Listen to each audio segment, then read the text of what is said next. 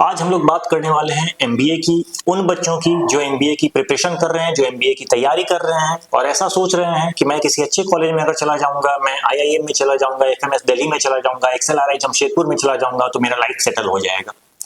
जी हाँ, एक बहुत ही हार्श रियलिटी से मैं आप सबको फेस कराने वाला हूँ।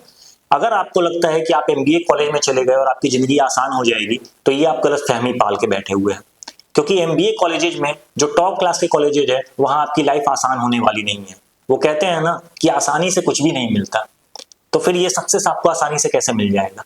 तो कुछ वही यहाँ भी होता है। अगर आप एमबीए कॉलेज के अंदर झांक के देखेंगे, इवन आईआईएम टॉप क्लास के आईआईएम में आप चले जाओ, या एफएमएस दिल्ली की बात कर लें, या आप जेबीआईएमएस की बात कर लो, एमडीआई गुड़गांव की बात कर लें, या इस तरह के जितने भी कॉलेज है जिसको आप जानते हो, या जो आपका ड्रीम कॉलेज है कि मुझे कैट क्लियर करके या एनमेट क्लियर करके, स्नैप क्लियर करके या जेड क्लियर करके मेरे को इन कॉलेजेस में जाना है, वो सारे ड्रीम कॉलेज के अंदर की सच्चाई को एक बार पहले समझ लेना बहुत जरूरी है आपके लिए। अब क्यों? क्योंकि आप सिर्फ प्लेसमेंट की रिपोर्ट देखते हो, आपको लगता है कि यार अगर मैंने एमबीए कर लिया ना तो मेरे को 20 लाख 25 लाख 30 लाख रुपए तो यहीं मिल जाएंगे।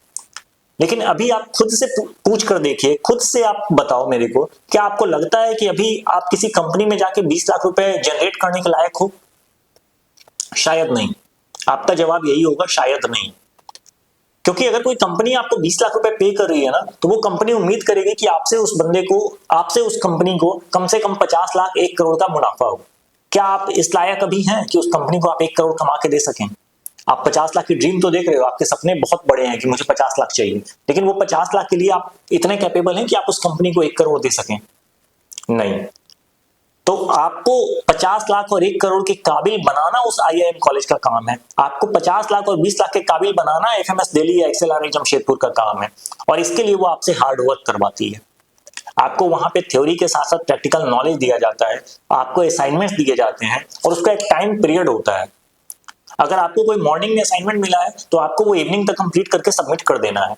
आपको लेट नाइट में कोई असाइनमेंट दिया गया है और आपको मॉर्निंग में सबमिट करना है, तो आपको वर्कआउट करना ही करना है। आप ऐसा नहीं कह सकते कि रात का समय मेरे सोने का टाइम हो गया, अब मैं सोऊंगा, सुबह उठूंगा तो सबमिट करूंगा, क्योंकि सुबह सुबह तो मॉर्निंग में आपको सबमिट करनी है। तो फिर कैसे इसको मैनेज करेंगे? तो ये सारी चीजें आईआईएम के अंदर होती हैं। ये सारी चीजें ऐसे सारे मैनेजमेंट कॉलेजेस के अंदर में होती है जो टॉप क्लास की है। क्योंकि जब तक वो आपसे हार्ड वर्क नहीं कराएगी, जब तक वो हार्ड वर्क करा के अगले 2 साल में आपको काबिल नहीं बनाएगी, तब तक कोई कंपनी आपको कैसे लेके जा सकती है। तो हमने और आपने आईआईटी और आईआईएम्स के बहुत सारे ड्रीम रिजल्ट के बारे में सुना है, लेकिन वो ड्रीम रिजल्ट लाने के लिए जो बच्चे मेहनत करते हैं उसके बारे में कौन बताता है? कोई नहीं। आपको तो पता भी नहीं होगा। आप में से कईयों को नहीं मालूम होगा कि आईआईएम के अंदर में क्या होता है। आप अगर सोच रहे हो कि थ्योरेटिकल पढ़ाई करके आपको एक अच्छी खासी नौकरी मिल जाए, ये पॉसिबल नहीं है। उसके लिए आपको प्रैक्टिकल करना पड़ेगा और प्रैक्टिकल ही आपको सक्सेस दिलाता है। तो you have to work hard, you have to work smart, तभी आप कुछ कर सकते हो। और बहुत सारी इस तरह की चीजें हैं जो किसी भी मैनेजमेंट कॉलेज, किसी भी टेक्निकल कॉलेज के अंदर में जरूरी है। आपको लगता है कि मैं आईआईटी क्रैक करके आईआईटी में आके मेरी जर्नी आसान होगी? बिल्कुल नहीं। IIT Delhi, IIT Bombay, IIT Kanpur, सारे के सारे कॉलेजेस ऐसे हैं जो आपसे बहुत मेहनत कराते हैं। और अगर मैनेजमेंट की बात करें तो चाहे वो आईआईएम अहमदाबाद हो, बैंगलोर हो, कलकत्ता हो, कोझिकोड हो, इंदौर है, लखनऊ है, एफएमएस दिल्ली है, एमडीआई गुड़गांव है, सिम्बायोसिस है, नार्सी मुंजी है, इस तरह के जितने भी टॉप कॉलेज को आप जानते हो, हर एक कॉलेज के अंदर में आपको पसीना बहाना पड़ेगा, आपको हार्ड वर्क करना पड़ेगा, तभी जाके आप उस लायक बनेंगे कि आप 10 लाख 15 लाख 20 लाख के पर्सन हो, कोई कंपनी आपको 15 लाख 20 लाख रुपए सैलरी दे पाए। और ये सब कुछ सिर्फ 2 साल के अंदर में। उस 2 साल में भी शायद इक्का दुक्का कुछ छुट्टियां भी होंगी। तो उसी 2 साल के अंदर में ये सब कुछ आपको करना है। तो शायद जितनी पढ़ाई आपने पूरी जिंदगी में नहीं की है, उतनी आपको अगले 2 साल में करनी है। तो जर्नी इतनी आसान नहीं होती है। तो ये पहली लड़ाई है कि मैं कोई कॉम्पिटिटिव एग्जाम क्लियर कर रहा हूं, ये सिर्फ और सिर्फ एक भीड़ में से कुछ लोगों को छांटने की प्रक्रिया है। एक आईआईएम मिल जाना आपके सक्सेस की गारंटी नहीं है। आईआईएम मिलने का मतलब है कि एक भीड़, जहां 3 लाख बच्चे आईआईएम के लिए कैट का एग्जाम दे रहे हैं, उन 3 लाख बच्चों की भीड़ में से आप उन 3000 बच्चों में हो जिसको आईआईएम मिल गया।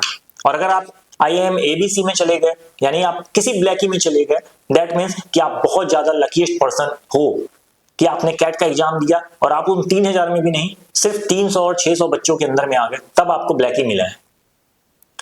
तो जर्नी बहुत ही टफ है, लेकिन जितना आप हार्ड वर्क करोगे, जितना मेहनत करोगे, जितना ज्यादा प्रैक्टिकल पे फोकस करोगे, उतना ज्यादा आपके लिए आगे की लाइफ आसान होगी। तो इसलिए मेरा सजेशन आप सब लोगों को है कि अगर आप एमबीए का प्रिपरेशन कर रहे हो तो इन चीजों के लिए मेंटली प्रिपेयर रहिए। ऐसा ना हो कि आप कॉलेज में जाने के बाद अपने गार्जियंस को फोन करो, पापा यहाँ तो बहुत ज्यादा मेहनत करा रहा है, रात को सोने का समय नहीं मिल रहा है, सुबह में मेरे को वर्कआउट का टाइम नहीं मिल रहा है। ऐसा नहीं होता है। आपको पहले पता होना चाहिए कि मैं जहां जा रहा हूं वहां की जर्नी मेरी कैसी होगी, तब आप ज्यादा बेहतर कर पाओगे, बेहतर से बेहतरीन कर पाओगे। तो ये सब आप सबके लिए बहुत जरूरी है। बाकी रही प्रिपरेशन की बात, तो किसी भी कॉलेज का अगर आप प्रिपरेशन कर रहे हैं, किसी भी कॉलेज को टारगेट करके अगर आप प्रिपरेशन कर रहे हो, सबसे पहले देश दुनिया की सारी खबर अपने पास कलेक्ट रखना। ये जीडी, पीआई या इंटरव्यू, इस इंटरव्यू के अंदर में ऐसा नहीं है कि अगर कोई आपसे 2 घंटे का इंटरव्यू ले रहा है तो वो सिर्फ और सिर्फ आपसे एकेडमिक पूछ रहा होता है।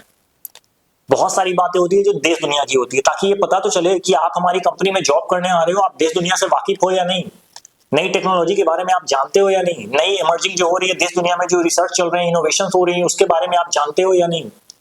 कहीं ऐसा तो नहीं कि अभी तक आप सिर्फ चैट जीपीटी के बारे में जानते हो, आपको जेमिनी के बारे में पता ही नहीं है, आपको ग्रोक के बारे में पता ही नहीं है, आपको पता ही नहीं है कि चाइना का डीपसीक क्या था।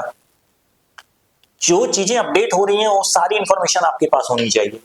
अगर आज H1B वीजा के ऊपर में कुछ भी नया अपडेट आया है तो आपको पता होना चाहिए, क्योंकि कल को आपसे जीडी में ये पूछा जा सकता है। और ना सिर्फ जीडी में, बल्कि आप इंटरव्यू में बैठोगे तो इंटरव्यूअर आपको चेक करेगा कि क्या आप इन सब चीजों से अवगत हो, क्या आपके पास इंफॉर्मेशन है।